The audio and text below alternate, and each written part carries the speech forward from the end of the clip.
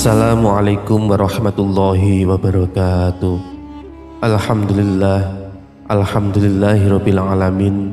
Wassalatu wassalamu ala sayyidina Muhammadin wa ala alihi wa sahbihi ajma'in, amma ba'du. Pada kesempatan kali ini marilah kita bersama-sama membahas lebih dalam mengenai bahaya-bahaya kaki seribu yang masuk ke dalam rumah menurut ajaran Islam. Maka dari itu simaklah penjelasan ini hingga akhir video. Insya Allah akan menjadi ilmu yang bermanfaat bagi kita semua. Marilah bersama-sama kita awali dengan menulis satu sholawat kepada Rasulullah SAW di dalam komentar video ini. Insya Allah dengan wasilah agung dari sholawat yang kita tulis, Allah Subhanahu wa Ta'ala memudahkan semua urusan kita. Allah kabulkan semua hajat-hajat kita, menyelamatkan kita dari fitnah dunia dan menyelamatkan kita semua dari azab kubur. Amin ya rabbal alamin. Pertama-tama kita akan melihat pandangan Islam terhadap kaki seribu sebagai perantara santet tingkat tinggi. Apakah hal ini hanya mitos atau memang ada dasarnya dalam keyakinan kita? Silahkan simak video ini dengan seksama. Kemudian kita akan membahas dampak psikologis dari kehadiran kaki seribu, seperti munculnya mimpi buruk dan sulit tidur. Bagaimana hal ini dapat mempengaruhi kesejahteraan kita dalam kehidupan sehari-hari. Tak hanya itu saja, kita juga akan membahas konsep kaki seribu sebagai jelmaan jin ataupun siluman. Dan bagaimana hal ini berkaitan dengan keyakinan dalam Islam. Apakah memang ada keterkaitan antara kaki seribu dan makhluk gaib? Tentu kita tidak hanya memberikan informasi mengenai bahayanya saja, akan tetapi juga melihat penyebab menurut Islam. Apakah ada hubungan antara cara kita menyimpan makanan, kondisi rumah yang lembab, atau bahkan dedaunan berserakan dengan masuknya kaki seribu. Jadi jangan lewatkan informasi menarik dan mendalam dalam video kali ini. Mari kita bersama-sama menjaga keberkahan di dalam rumah kita dengan memahami pandangan Islam terhadap fenomena sehari-hari. Kira-kira apa yang menyebabkan kaki seribu masuk rumah menurut Islam? Apakah menjadi pertanda sesuatu yang berbahaya? Daripada penasaran, mari kita lihat informasinya berikut ini. Kaki seribu merupakan salah satu hewan yang kerap ditemukan di halaman rumah. Tak jarang mereka juga kerap masuk ke dalam rumah dan mengganggu kenyamanan penghuni. Mereka suka memakan sampah atau sayuran yang membusuk dan tinggal di tempat yang lembab. Sering disebut kaki seribu, hewan ini sebenarnya memiliki rata-rata antara 80 sampai 400 kaki. Saat serangga ini masuk ke dalam rumah, sebaiknya Anda tetap berhati-hati karena kaki seribu dipercaya menjadi perantara santet tingkat tinggi yang membawa dendam. Bukan cuma itu saja, dalam pandangan Islam hewan ini dianggap membahayakan. Kira-kira apa sajakah bahaya kaki seribu masuk ke dalam rumah menurut Islam? Melansir dari berbagai sumber, simak penjelasannya di bawah ini tentang bahaya kaki seribu masuk rumah menurut Islam. Menurut Islam, kaki seribu yang kecil ataupun besar dianggap sangat berbahaya jika datang ke dalam rumah.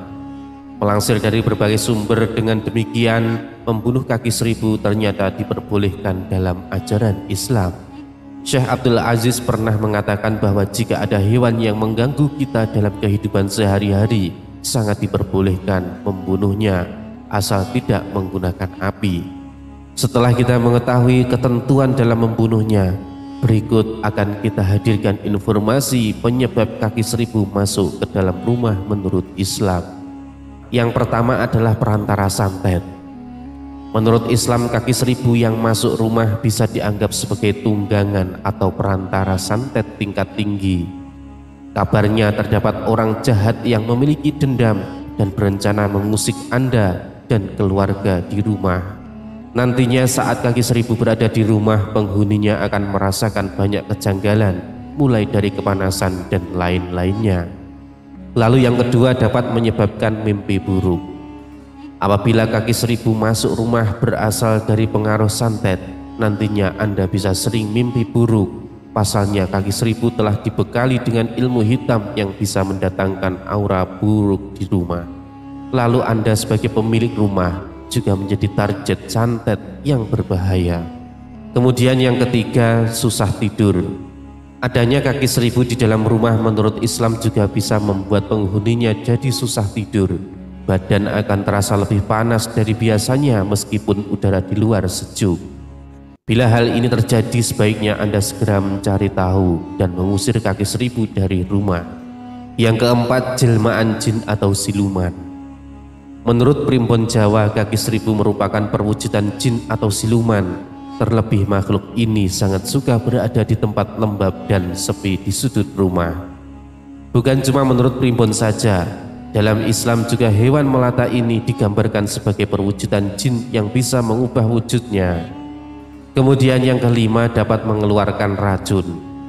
Walaupun kaki seribu tidak menggigit dan menyengat, tetap saja hewan ini bisa mengeluarkan racun.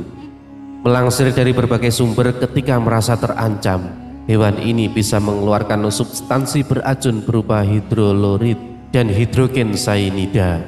Dikhawatirkan racunnya dapat membuat kulit terasa terbakar, kehitaman, kemerahan, bengkak, gatal, hingga melepuh. Bahkan racunnya bisa menimbulkan radang yang membuat tubuh kita pusing, mual, muntah, sesak sampai muncul ruam di sekujur tubuh. Dan adapun penyebab lainnya mengapa kaki seribu masuk ke dalam rumah. Yang pertama, menyimpan makanan sembarangan.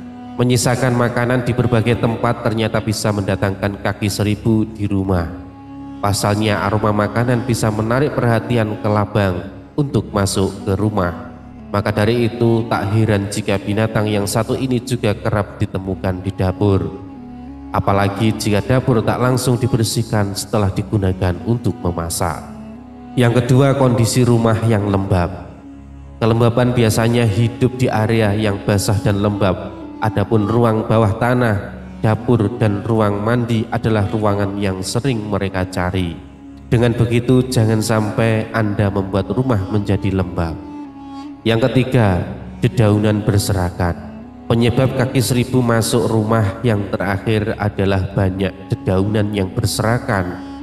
Nah, biasanya area yang banyak daun berserakan adalah halaman. Maka dari itu untuk menghindarinya, pastikan Anda bersihkan halaman secara berkala. Jangan sampai dedaunan jadi berserakan dalam waktu yang lama. Maka dari itu untuk menghindarinya, pastikan Anda bersihkan halaman secara berkala. Jangan sampai dedaunan jadi berserakan dalam waktu yang lama. Sahabat beriman ijazah hati yang dirahmati Allah, perlu diingat bahwa pandangan ini bersifat kepercayaan spiritual dan tidak memiliki dasar ilmiah.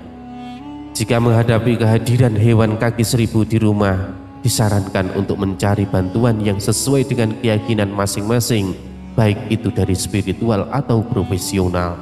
Semoga kita dapat mengambil hikmah dari setiap pengalaman dan menjadikannya sebagai pembelajaran kalau bertemu hewan kaki seribu di rumah, sehingga kita tahu pertandanya. Itulah informasi tentang pertanda hewan kaki seribu masuk ke rumah menurut Islam. Terima kasih semua yang sudah menyimak video ini hingga akhir.